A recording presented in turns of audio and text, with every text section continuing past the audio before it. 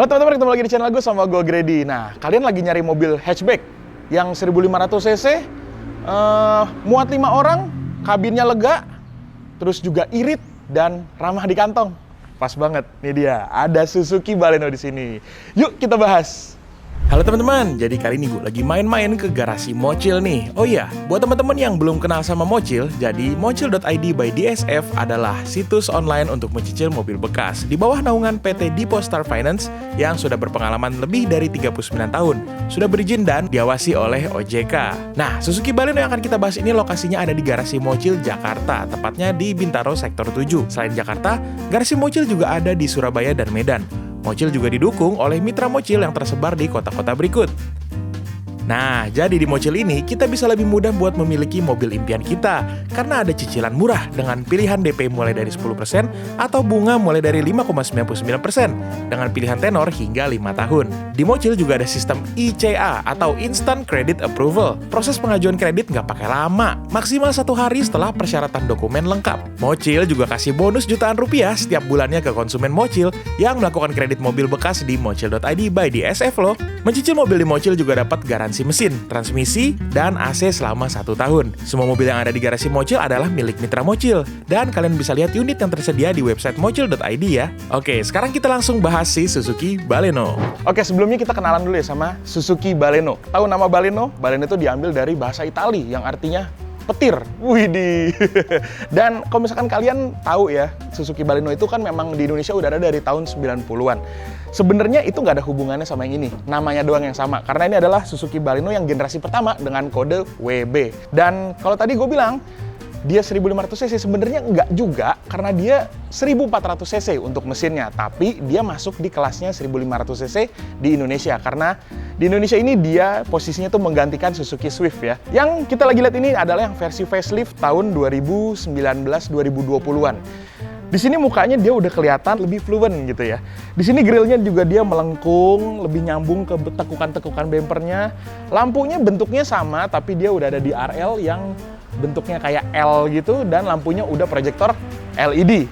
Di bagian bawahnya sini dia bempernya aksennya baru, cetakan waffle ya kita biasanya bercandanya.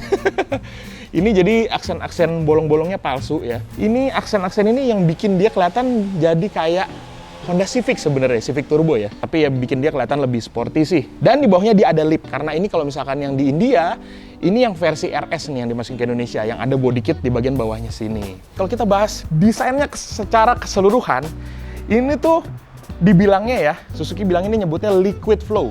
Nah, jadi dia tuh kayak cairan yang mengalir, jadi tekukannya tuh lebih nggak tajam-tajam, tapi lebih mengalir kayak gitu. Meskipun kalau misalkan kita ngomongin dari proporsi, mungkin bukan selera semua orang ya, tapi memang Suzuki nggak pernah ngejual estetika dari mobil-mobilnya. Yang dijual itu selalu value. Sekarang kita bahas lagi, lanjut ke bagian sampingnya. Yuk, di bagian sampingnya sini, ini baru kita lihat ya. Ini yang dibilang dengan tadi liquid flow. Ini kelihatan nih, tarikan garisnya hilang sampai sini. Mengalir aja kayak gitu. Di sini ya, di pilar A-nya itu dia dibikin floating roof. Dan gue merasa di sini ada kemiripan sama Swift sih. Bikin kangen aja ya. Sayang banget Swift udah nggak ada di Indonesia sekarang. Oke, kita lihat ke bagian bannya dulu. Bannya di sini dia masih pakai ban orisinilnya. Ini dari India. Namanya Apollo. Ukurannya 195/55 R16 ini ukurannya cukup common ya, cukup sering banyak kita temuin di mobil hatchback.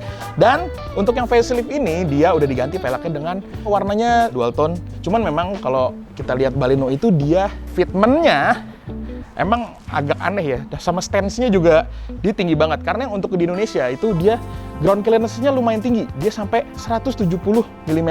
Kalau di Eropa sana itu cuma 120.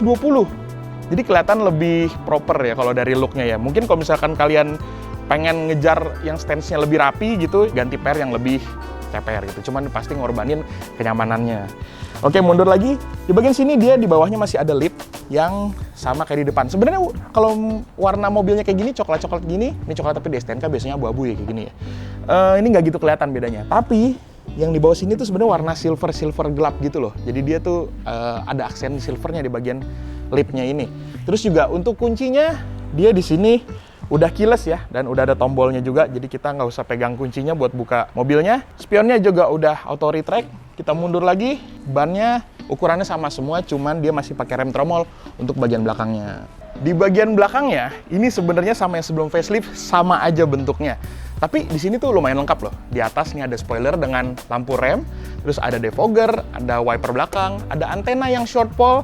Terus di bagian sini, ini ada aksen chrome yang super gede, melintang dari kiri ke kanan gitu ya, gede banget.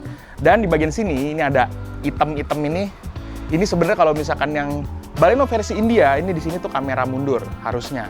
Ini tapi mobil ini ya, khusus untuk mobil ini dia udah ditambahin sama kamera parkirnya di belakang sini nih, diposisiinnya.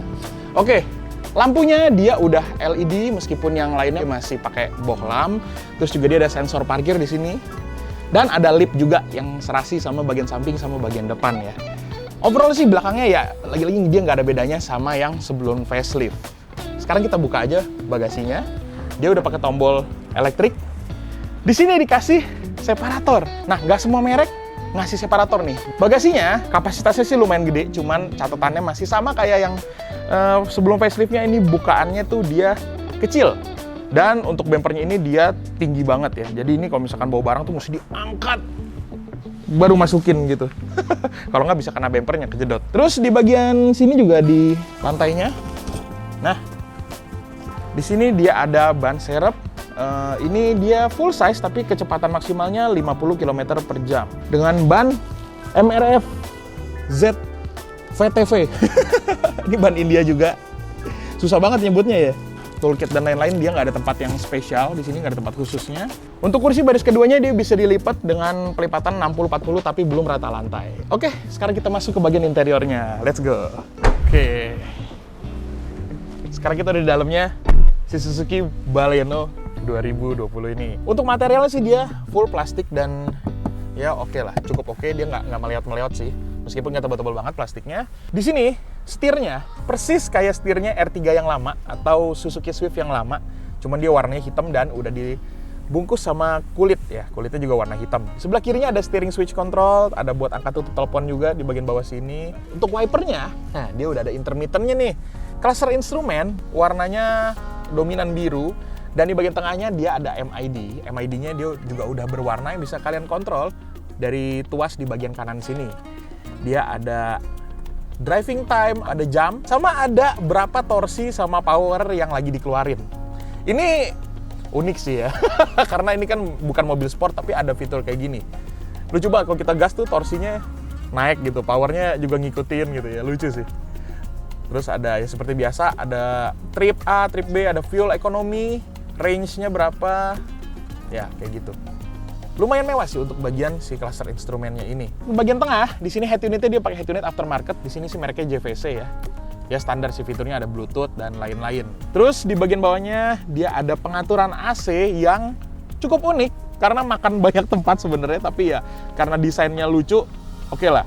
Di bagian tengahnya sini dia ada indikatornya, dia udah digital dan layarnya tuh bulat ya, kayak jam tangan nih kalau kita lihat dari sini.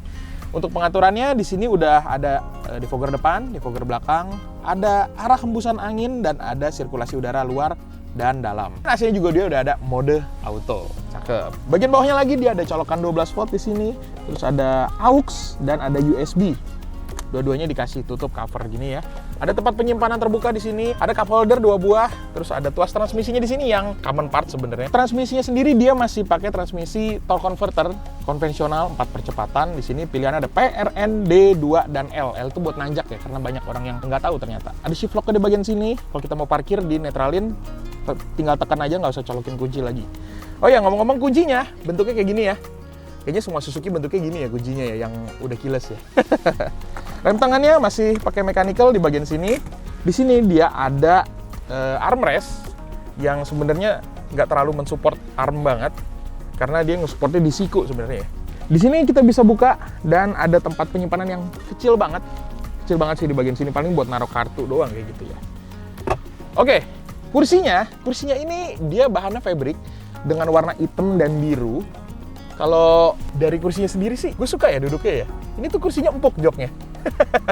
Dan untuk yang kursi supirnya dia udah bisa diatur tinggi rendahnya, tapi masih manual semua, dipompa. Untuk urusan ergonominya ya, sebenarnya mobil ini cukup nyaman. Ini buat orang yang tingginya kayak gue 180 cm masih bisa menemukan posisi yang ideal di mobil ini. Setirnya juga udah bisa diatur tilt dan teleskopik. Nah, oke, ini gue posisiin segini dan kursinya segini. Ya, kaki gue cukup ngelonjor ya. Jadi untuk jalan jauh sih ini harusnya nggak capek pakai mobil ini. Kita geser lagi ke bagian kanan. Di sini tadi karena dia udah keyless, dia ada tombol engine start stopnya di sebelah kanan. Terus di bagian bawahnya lagi dia ada sensor parkir dan ada ketinggian lampu. Jadi kita bisa atur dari 0 sampai 4 buat ketinggian lampunya. Dan masih ada banyak tombol dummy yang kosong-kosong gitu ya. Ini mungkin kalau misalkan di India sana lebih lengkap lagi fiturnya. Kita geser lagi ke bagian door trimnya. Door trim di sini dia masih pakai plastik dan di bagian sini dia ada bahan fabric warna-warna biru gelap gitu. Dan untuk spionnya retract, tekan tombol yang di bagian sini. Ini untuk tombol-tombolnya sih dia untuk Suzuki dia common parts ya sama R3 dan lain-lain. Untuk jendelanya dia udah auto yang bagian kanan, auto up and down. Glove box-nya dia kosong aja sih, nggak ada apa-apa dan ini juga dia belum soft opening untuk bukanya. Di bagian sun visor-nya dia udah ada kacanya ya, udah ada vanity mirror meskipun belum ada lampunya. Dan untuk bagian supir dia belum ada, jadi cuman buat yang bagian penumpang aja. Di sini ada lampu kabin yang masih pakai lampu bohlam warna kuning ya. Dan nggak cuma depan aja, di bagian tengah juga ada, masih dapat juga. Jadi buat orang belakang masih bisa ada pencahayaan lah, nggak kegelapan kayak gitu.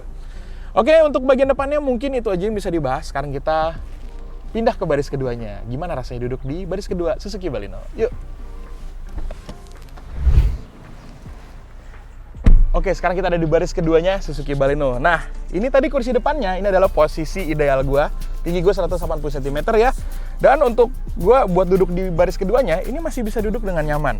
Ya, ini kondek gue lumayan ganggu, tapi masih bisa nyender sebenarnya tuh. Kepala masih ada jarak meskipun tipis ya, jadi nggak mentok ke langit-langit.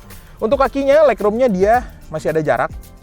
Sebenarnya untuk orang yang tingginya ideal ya, mungkin 160-170 cm, ini aman banget buat duduk di sini ya. Dan seperti tipikal mobil India, dia untuk kursinya di bagian bawah ini dia lebar, dia gede. Jadi untuk orang yang kakinya gede kayak gue pun, ini gue bisa duduk bersila dan masih ke-support dengan baik kayak gitu. Jadi ya lumayan fleksibel untuk bagian belakang ya. Kaki juga bisa masuk ke bawah kolong. Lumayan enak lah buat jadi penumpang di baris keduanya Suzuki Baleno. Dan untuk fitur-fiturnya di bagian belakang dia di sini dikasih colokan 12 volt dengan maksimal colokan depan sama belakang itu 120 watt. Ada tempat penyimpanan terbuka di sini. Di belakang joknya itu ada tempat penyimpanan tapi cuma sebelah kiri doang. Yang kanan dia nggak ada. Di bagian door trimnya di sini dia sama materialnya sama yang depan, dia masih hard plastik. Untuk bagian bawahnya dia ada cup holder ya. Ini menarik sih, cup holder kan bikinnya nggak susah ya, tapi mobil gue tuh nggak ada loh gitu, ngeselin banget. Di bagian tengah sini dia ada tunnelnya, meskipun nggak tinggi-tinggi banget ya, tapi dia ada tunnelnya. Jadi kalau kita mau duduk di tengah, kakinya mungkin agak naik kayak gini posisinya.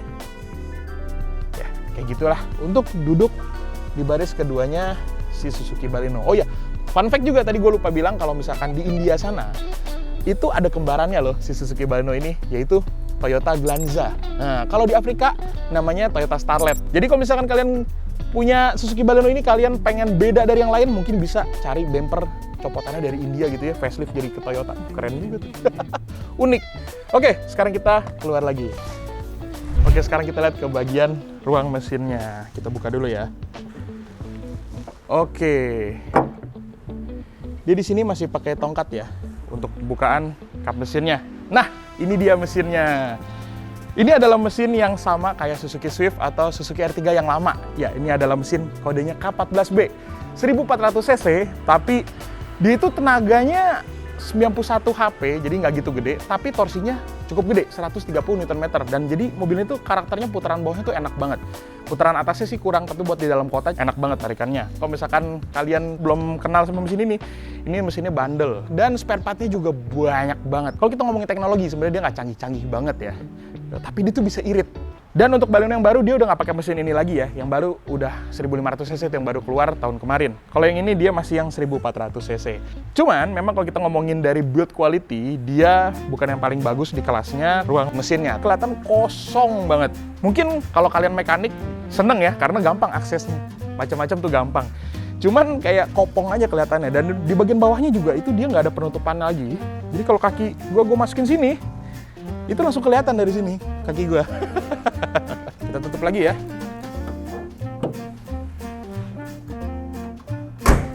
Nah, jadi buat kalian yang tertarik sama Baleno ini, Hah, kebetulan gue lagi ada kabar baik nih buat kalian.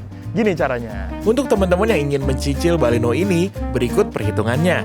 Teman-teman juga bisa tuker tambah atau trade-in dengan unit yang ada di Mocil. Udah gitu bisa dapat tambahan bonus lagi loh.